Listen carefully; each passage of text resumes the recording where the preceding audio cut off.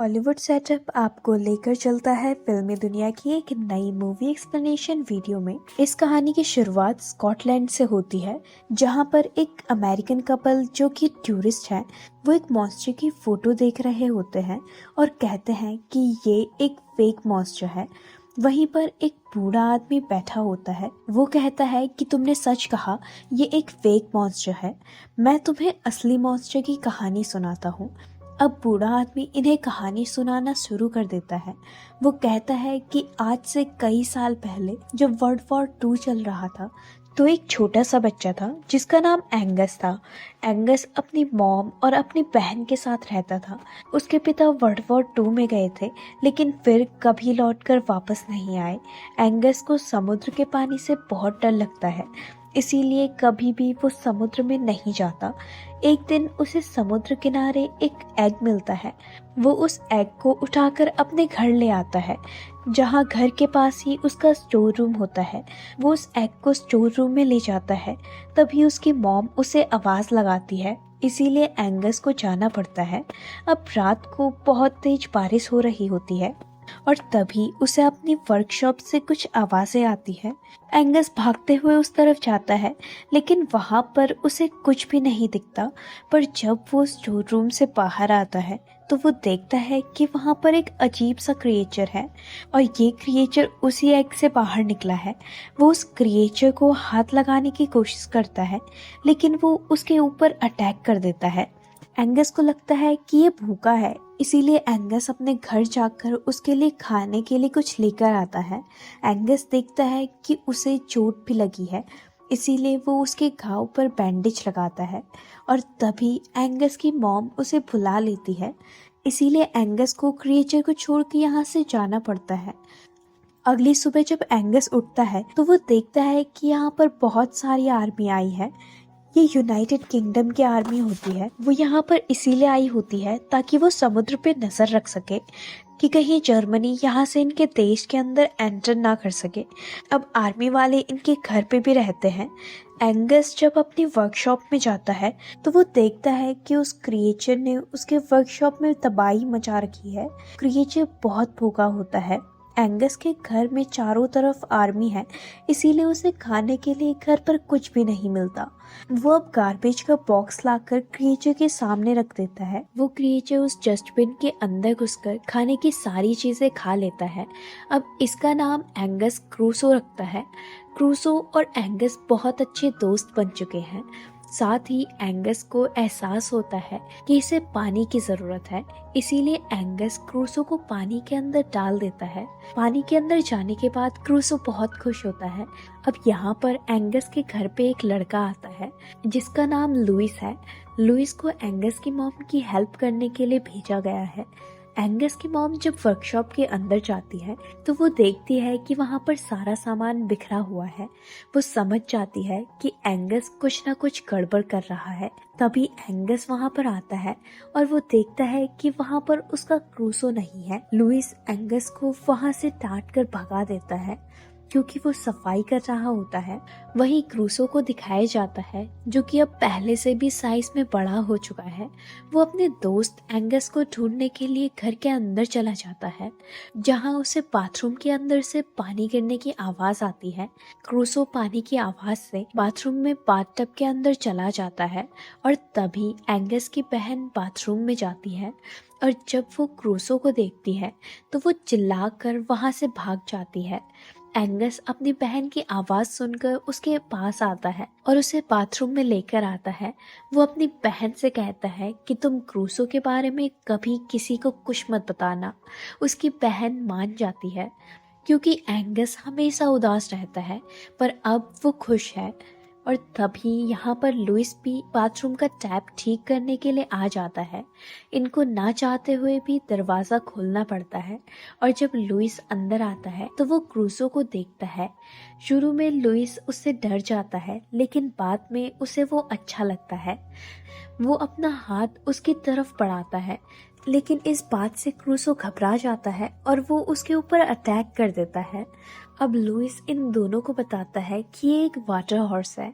कहा जाता है कि आज से कई साल पहले पूरी धरती पर सिर्फ एक ही वाटर हॉर्स बचा था। उसने एक अंडा दिया था, लेकिन अंडा फूटने से पहले ही वाटर हॉर्स की मृत्यु हो गई थी। अब तभी एंगस को यहाँ अपने मॉम के आने की आवाज आती है।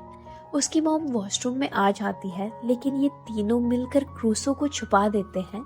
अगली रात को एंगस को, उसकी मॉम को और उसकी बहन को डिनर के लिए जाना होता है, जहाँ पर सारे आर्मी वालों ने उन्हें इनवाइट किया होता है। एंगस क्रूसो को खाना खिलाकर बाथरूम से निकल जाता है, लेकिन गलती से दरवाज़ा खुला रह जाता है और जिस वजह से क्रूसो वहाँ से बाहर आ जाता है। घर में आर्मी वालों का डॉग भी होता है जो कि क्रूसो का पीछा करता है। वो जान बचाने के लिए इधर उधर भागता है और अब वो उस जगह पहुंच जाता है जहां पर आर्मी वालों का डिनर चल रहा होता है। वो टेबल के नीचे से निकल जाता है, लेकिन जो डॉग होता है वो टेबल के ऊपर से उसका पीछा करता है, जिस वजह से खाने का सारा सामान इधर उधर गिरने लगता है। अगली सुबह लुइस उसे ढूंढता है और वो देखता है कि क्रूसो एक पूल के अंदर है और अब इसका साइज पहले से भी बहुत ज़्यादा बढ़ चुका है। इसका मतलब ये है कि अब ये क्रूसो को घर के अंदर नहीं छुपा सकते, इसीलिए ये दोनों उसे लेकर समुद्र के किनारे जाते हैं। लुइस क्रूसो को समुद्र के अंदर ले जा रहा होता है, लेकिन क्रूसो समुद्र के अंदर नहीं जाना चाहता। वो एंगस के साथ रहना चाहता है, लेकिन एंगस उसे समुद्र में छोड़कर वहां से निकल जाता है। घर पहुंचने के बाद एंगस के घर में जो आर्मी के कैप्टन होते हैं, वो एंगस की मॉम से कहते हैं कि मैं एंगस को अपने साथ काम करवाऊंगा। इसीलिए एंगस अब बिजी रहता है। पर कुछ दिनों बाद एंगस को मौका मिल जाता है और वो अपने दोस्त क्रूसो से मिलने के लिए समुद्र के पास जाता है। वो समुद्र के किनारे से क्रूसो को आवाज लगाता है, पर क्रूसो नहीं आता। एंगस को पानी से बहुत डर लगता है, लेकिन फिर भी वो इस बात की परवाह नहीं करता और एक कश्ती से वो समुद्र के बीचों बीच चला जाता है और अगले ही पल उसके पीछे क्रूसो आ जाता है, जो कि अब एक विशालकाय जीव बन चुका है। वो एक वाटर हॉर्स है। ये दोनों एक दूसरे के गले लगते हैं और इसके बाद क्रूसो एंगस को अपनी पीठ पर बिठाता है और समुद्र की सैर करवाता है। तभी यहाँ पर एक आर्मी मैन आता है जो एंगस को वाटर हॉर्स के साथ देख लेता है। एंगस उसको वापस पानी के अंदर जाने को कहता है और घर आ जाता है। अब रात को लुइस एंगस की मॉम के पास जाता है। वो उनको बताता है कि वो कभी एक सोल्जर हुआ करता था। उसने बहुत सारी जंग भी लड़ी होती है, पर एक बार वो वॉर में बहुत ज्यादा इंजर्ड हो चुका था। वो अपना एक हाथ भी गंवाने वाला था, इसीलिए उसने ये जॉब छोड़ दिया और अब वो एक हेल्पर का काम कर रहा है।